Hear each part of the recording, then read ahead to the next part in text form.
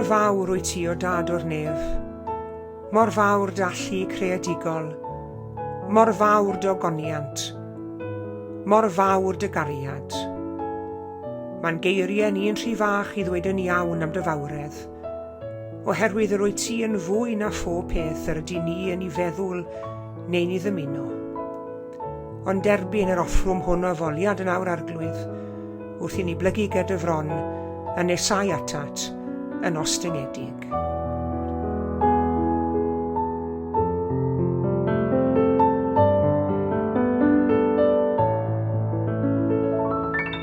Bore da iawn i chi gyd, a chroeso cynnes iawn i chi i roedfa ddigidol y bore yma.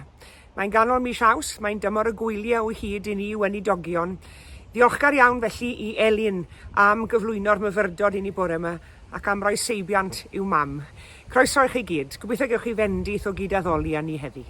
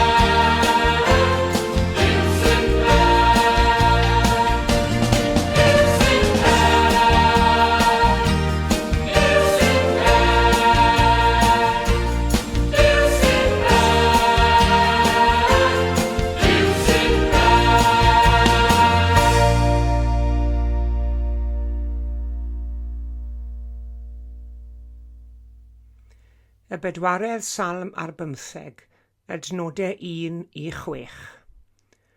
Mae'r nefoedd yn dangos ysblander Duw, a'r awyr yn dweud am grefftwaith i ddwylo. Mae'r neges yn mynd allan bob dydd, mae i'w gweld yn amlwg bob nos.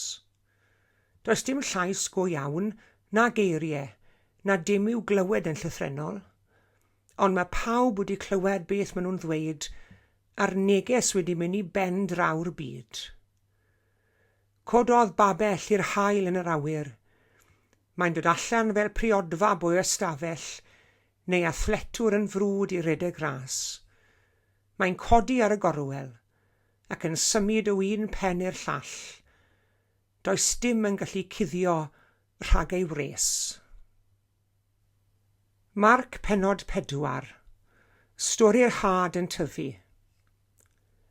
Dywedodd Iesu wedyn, dyma i chi ddarlun arall o deyrnasiad Duw.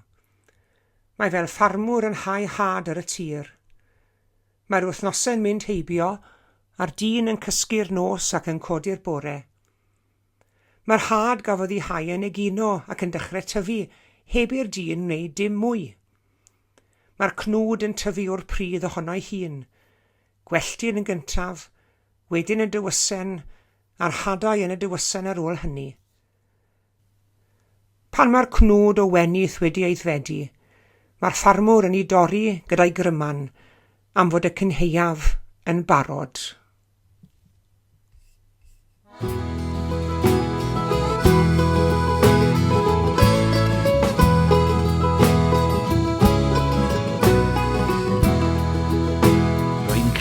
Fel canar a deryn, yn hapus yn ymyl y llu, a dyma sy'n lloni fy nodyn, fod Iesu yn geidwad i mi. Mae'r Iesu yn geidwad i mi, mae'r Iesu yn geidwad i mi. Rwy'n canu wrth feddwl, fod Iesu yn geidwad i mi.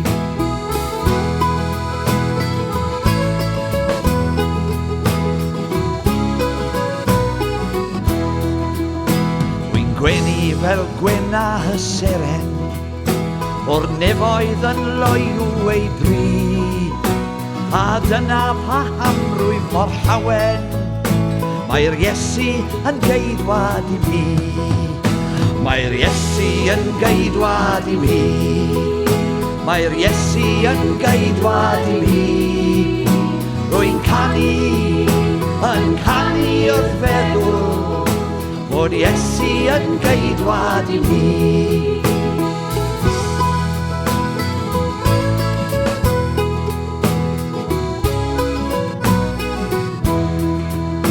Rwy'n wyn fel y lili fach dyner, rwy'n gwynnu yng ngwawl Calfari, gofalu amdana bob amser, mae'r Iesu sy'n geidwad i mi. Mae'r Iesu yn geidwad i mi, mae'r Iesu yn geidwad i mi. Rwy'n canu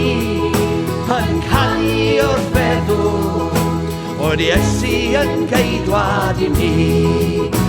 Mae'r Iesu yn geidwad i mi, mae'r Iesu yn geidwad i mi. Rwy'n canu wrth feddwl, fod Iesu yn geidwad i mi.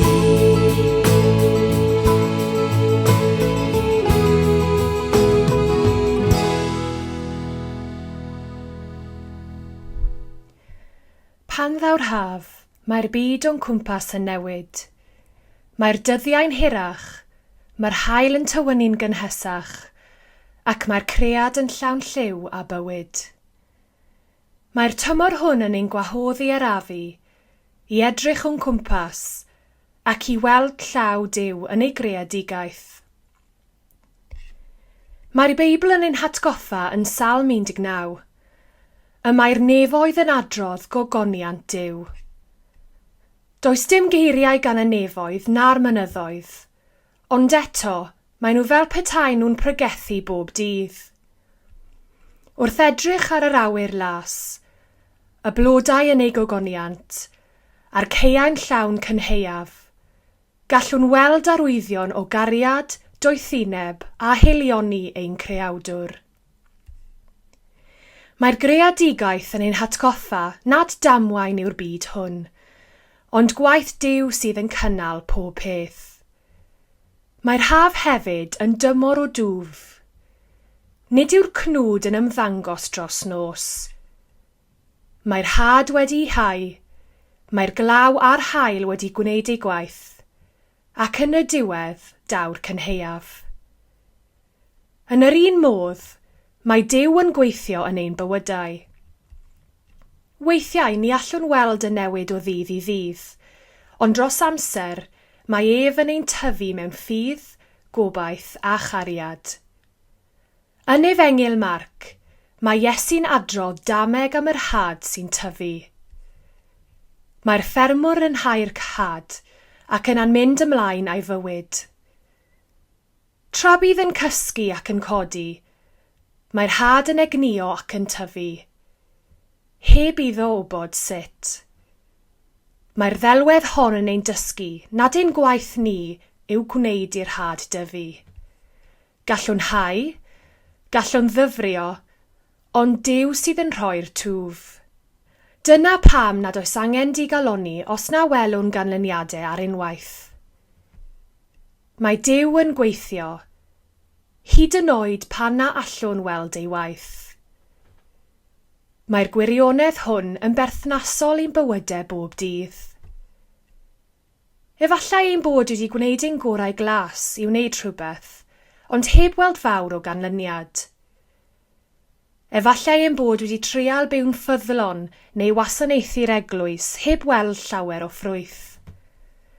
Ond mae'r arglwydd yn ein galw i fod yn ffyddlon, gan ymddiried mae ef sydd yn rhoi'r cyneuaf yn ei amser ei hun.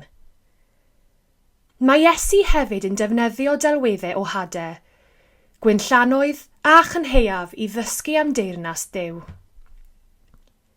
Mae'n ein hatgoffa fod pob gweithred o garedigrwydd, pob gair o obeth, a phob gweddi yn had sy'n gallu dwyn ffrwyth yn amser Duw. Nid yw dim mawnawn mwyn Crist yn ofer, ond yw'r haf ddim yn ymwneud â gwaith yn unig. Mae hefyd yn amser o orffwys. Ar ôl cyfnodau prysur, mae llawer yn cymryd gwyliau. Mae hynny'n ein hatgoffa fod Duw wedi rhoi'r saboth i'w bobl, nid fel baich, ond fel bendith. Mae gorffwys yn rhodd gan Dduw. Wrth orffwys ynddo ef, caw nerth newydd ar gyfer y daith o'n blaenau. Wrth i ni fwynhau bendithion yr haf, cofiwn hefyd am yr rhai nad ydynt yn gallu mwynhau'r tymor hwn, oherwydd salwch, unigrwydd neu alar. Mae'r Efengyl yn ein galw i garu ein cymydog.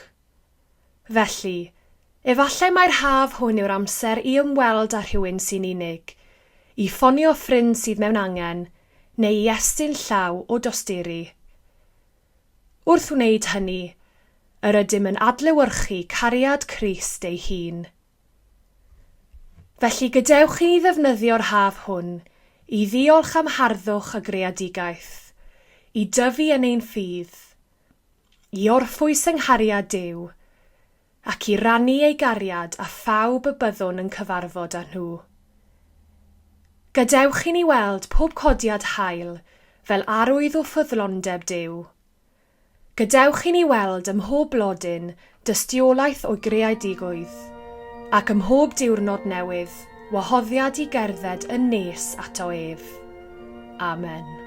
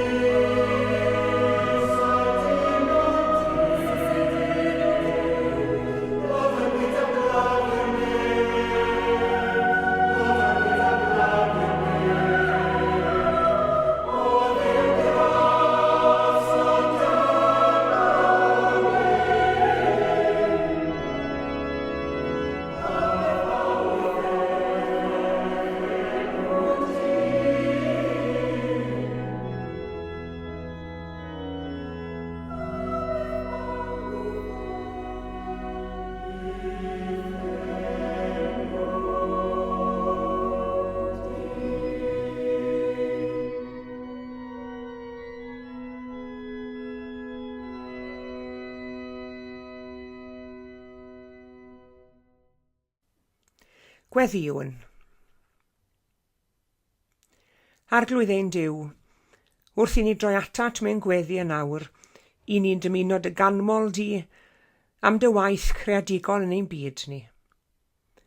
Am y cysondeb ryfeddol a roddais tymhatrwm y greadigaeth. Am basiant y tymhorau.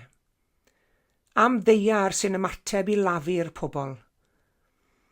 Am bob ffurf a lliw a llun y myd natur. Am yr harddwch y mae'n llyged ni yn ei werthfawrogi. Am y miwsic sydd yn cyrraedd ein clustia ni o ddydd i ddydd. Ond fe gan molwn di yn fwy i dynod na hynny arglwydd, am dy waith creadigol trwy dy ras. Am i ti anfon dy fab Iesu yn byd ni, ac am y bywyd newydd sydd i bawb ynddo ef. Can molwn di o Dduw ein Tad, ein bod ni bob amser yn dy deimlo di'n agos ato ni. Diolch i ti am yr eglwys Gristnogol a chymdeithas yr rhai sy'n credu. Am y drefdadaeth dda a gawsom yn y gymdeithas honno. Am bob cyfeillgarwch bendithiol. Am bob arweiniad doeth, am bob esiampl dda. Am air y bywyd i'n goleio a'n llawenhau. Am iaith a diwylliant a gyfoethogodd ein bywyd.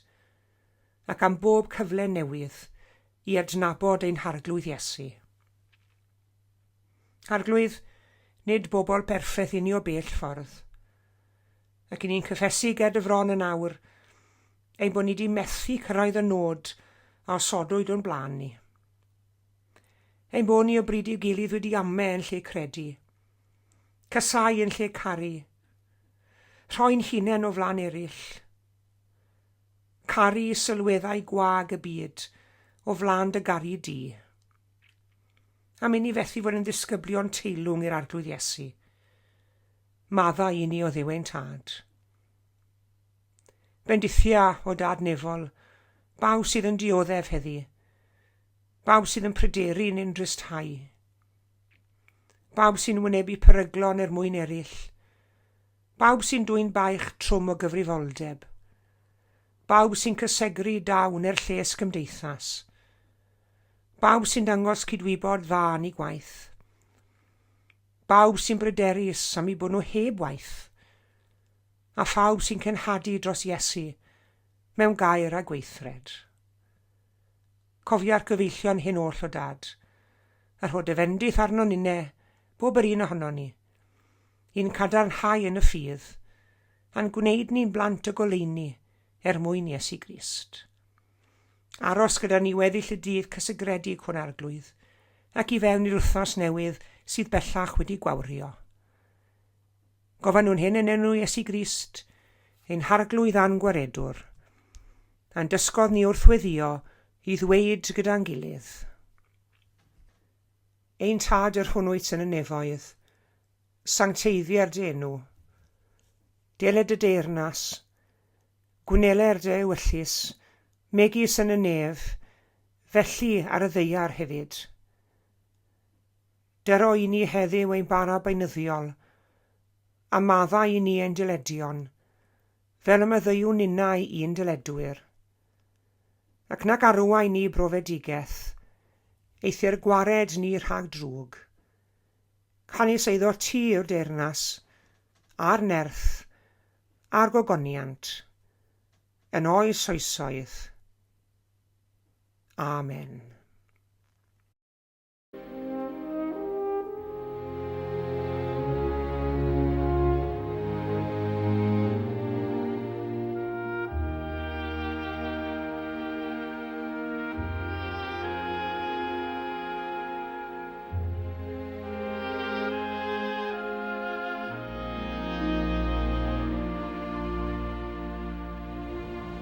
Diolch yn fawr iawn i chi gyd am eich cwmni yn yr oed yma heddi, a diolch i Elin am ein harwen ni yn y myfyrdod.